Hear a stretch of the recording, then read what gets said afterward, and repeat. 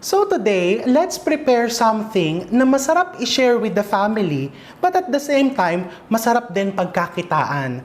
Dahil, di ba, in every occasion, kailangan may pansit para long life. So this is pansit canton with crispy pork. Simulan natin with half a kilo of pork liempo, okay, that you cut into small cubes, parang mga half an inch cubes.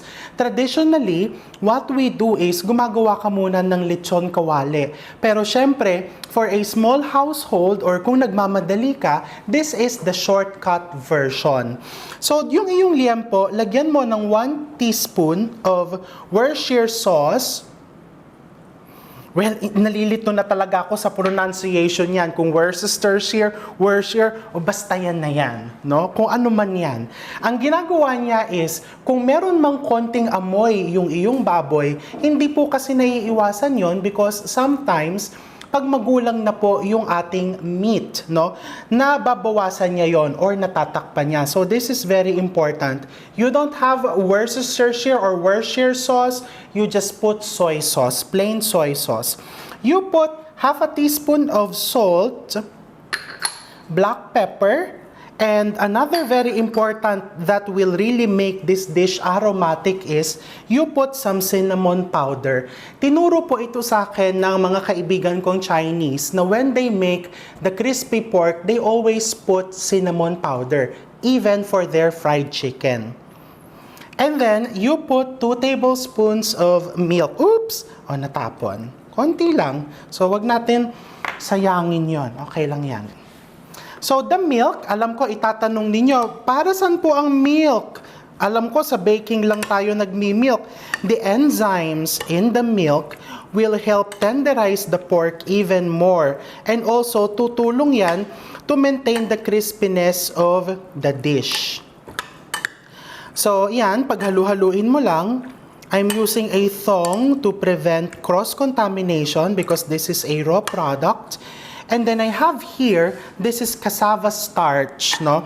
So alam niyo yan, even in my lemon chicken, I used cassava starch. And alam ko, itatanong, ay, wala po talaga akong makitang cassava starch. Wala na po ba akong karapatang gumawa niyang crispy pork? Hindi naman sa ganon. You can use cake flour, cornstarch, and even potato starch. Pwede rin. Ito lang, for me, yung pinakamagandang gamitin na coating because it really produces a crispy product. So what you're going to do is, you coat your pork dito sa iyong cassava starch, pakonti-konti lang to make sure na evenly ang distribution, no? So I'm going to do this in 2 batches. Ito, this is the first batch. And then I have here my oil. Of course, to check, pwede kang kumuha ng konting cassava starch. Tignan mo kung bumubula na. Ayan, no? Bumubula na siya. So, the oil is ready. Ang gagawin ko, ipipila ko yung aking liempo cuts here. And kung makikita mo dun sa kabilang side, naka-ready yung takip ng aking kaserola. Kasi normally, if you're cooking a cut of meat that is high in fat, katulad nitong liempo, there's a chance na mamilansik yan. Okay? So yan. So you deep fry it. Dini-deep fry ko lang siya until golden brown and crisp. Mabilis lang yan. It would take you mga less than 5 minutes because small yung iyong cuts. It's important that at this stage, wag mo munang hahaluin yan. Ay, sisilipin ko kung malutong na, hindi po ganon. Sisilipin ko kung natusta na. Iwanan mo munang ganyan because if you stir it, pag ginalaw mo siya at this early stage of frying, mahuhubad lang yung nilagay mong breading. So, I'm going to deep fry it hanggang maging golden brown and then I'll show it to you next. So, eto, makikita mo na, no? Nag-golden brown na siya. And another indication na mapapansin mong malapit ng maluto is nababawasan na yung bula sa mantika, no? So, pag golden brown ng ganyan, definitely, crispy na to, pwede mo nang tanggalin from the oil. So, this is a, kung tatawagin natin one pot pansit, kasi kung saan mo pinrito yung iyong crispy pork, dito din natin lulutuin yung ating pansit canton. So, hanguin mo lahat yan. Ayan o, makikita mo how crispy it is.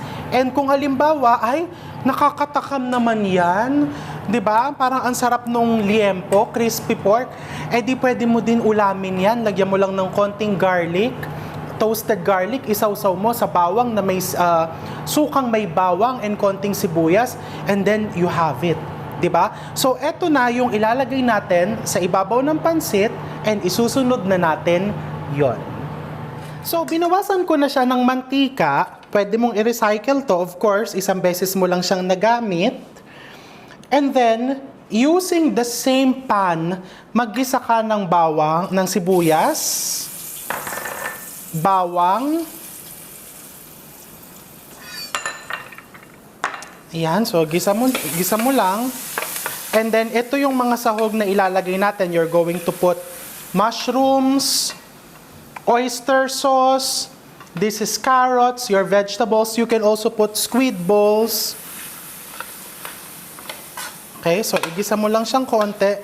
And of course, golden rule, whenever nagigisa ka, asnan mo ng konti. Hindi ko tutustahin yung gisa because I don't want the bitterness of the garlic na lumabas. And then I'm going to put the mushrooms, sliced mushrooms.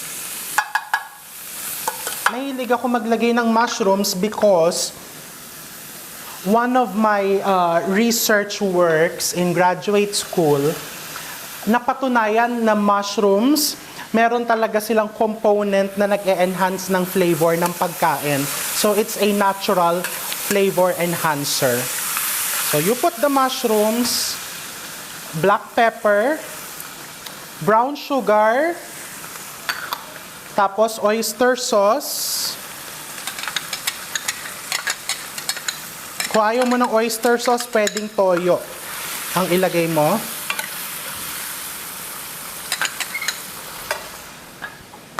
May konting natira pa sa can. So, sayang. And then, you put water. 6 cups of water. So, parang ang dami pong tubig. Kailangan kasi, yung pansit mo, especially kung ibebenta mo to by the tray or per bilao, no? It's very important that you keep it moist. Yung may konting sabaw. Because during the transportation, and kailangan i-imagine mo na pag dineliver yan, hindi naman kaagad-agad yan kakainin nung umorder. Maybe they will wait for dinner time, ganon, may hinihintay pa sila. So, to avoid na matutuyot yung noodles, gawin mo siyang medyo basa-basa. So, hihintayin ko tong kumulo. To expedite the boiling, I'm going to cover it. Pag kumukulo na siya, we will do the next step of putting our, this is, nakita ko lang to, egg noodles made with real eggs. No? So, ilalagay natin ito, and then yung ating vegetables. So, I know kumukulo na siya because I can smell it. Nangangamoy na sa kusina. Look. So, once it's already boiling, the broth is already boiling, pwede mo nang ilagay yung iyong noodles. So, to make sure always na hindi ko na-overcook yung aking noodles, what I'm going to do is, binabasa ko lagi yung instruction. So, for here, cooks in 5 minutes itong ating egg noodles. Okay, so lagay mo lang dyan. Yung vegetables, ihuhuli ko. Because gusto ko na maintain yung crunchiness nung gulay. So, iiwan ko to dito for approximately, let's say, 3 to 4 minutes, and then isusunod ko yung ating gulay. I also used this brand nung tinetest ko tong recipe, and it was really good. So, I'm sticking with it. So, eto yung sinasabi ko. Because some people would say, ay, parang ang daming sabaw, parang mami. No. Because yung noodles mo, mag-a-absorb pa yan ng sabaw. So, you leave it like that, 3 to 4 minutes. Pwede mo din siyang iwang a jar na ganito. Okay? Para mas mabilis maluto. And then, babalikan natin ulit. So, it's almost 5 minutes. Nilagay ko yung carrots. Ayan, nakikita mo, the sauce is thickening, but it's still very moist. Kung ayaw mong malutong pa rin yung carrot, pwede mo siyang ilagay after around 3 minutes. And then you put the cabbage. Then you can use a thong.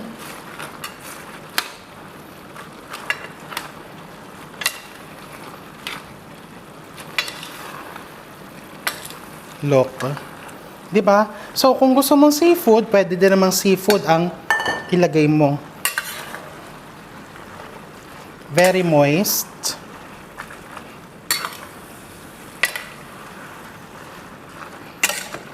Ito is 1 tray ang magagawa niya. Or if you want to make, sell, or put it in a bilao, pwede rin. Diba, napakadaling gawin.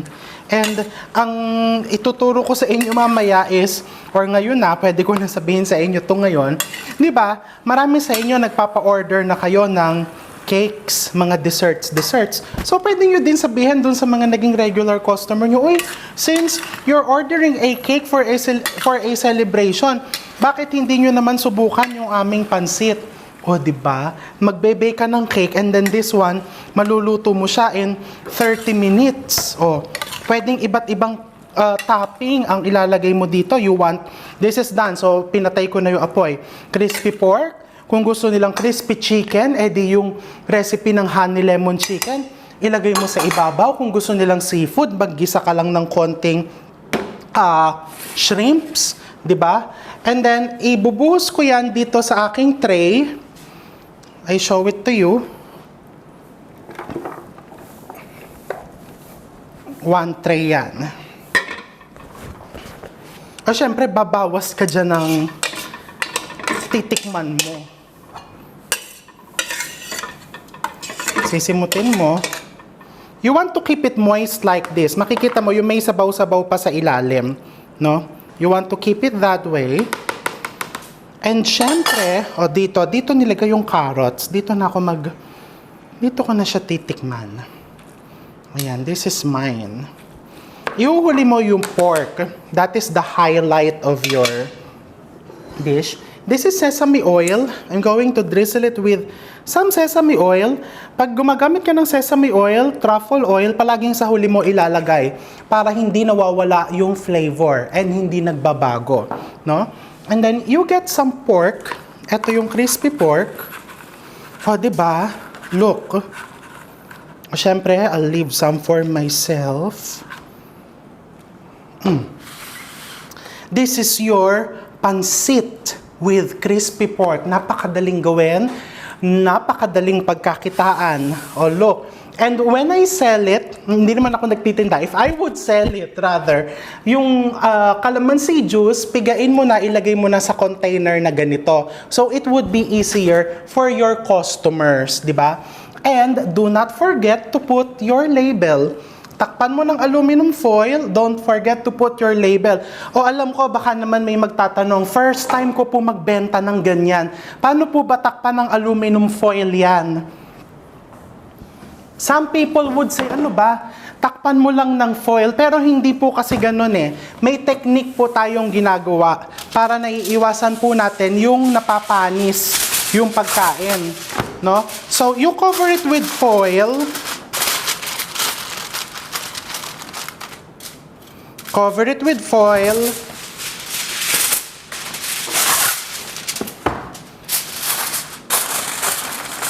And then, make sure na bubutasan mo po yung ibabaw.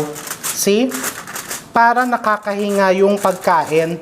Naiiwasan mo yung panis and at the same time, yung iyong crispy pork ay you will maintain the crispiness. And then, you just put your sticker or your label. Yan ang pinaka-importante. Kailangan may label. O, di ba? May label kayo and may label yung tinitinda mo para mabilis ka nilang matatawagan. Dahil for sure, masarap yung gawa mo. And then let's try. This is my pancit with crispy pork. You see how moist it is? You will know if it's moist kapag hindi siya kaagad-agad nagdidikit.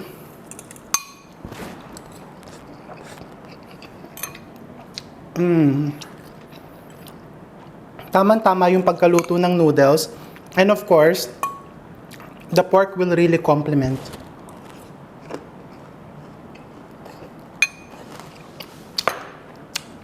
So, magluto ka na and I'll see you soon. Bye!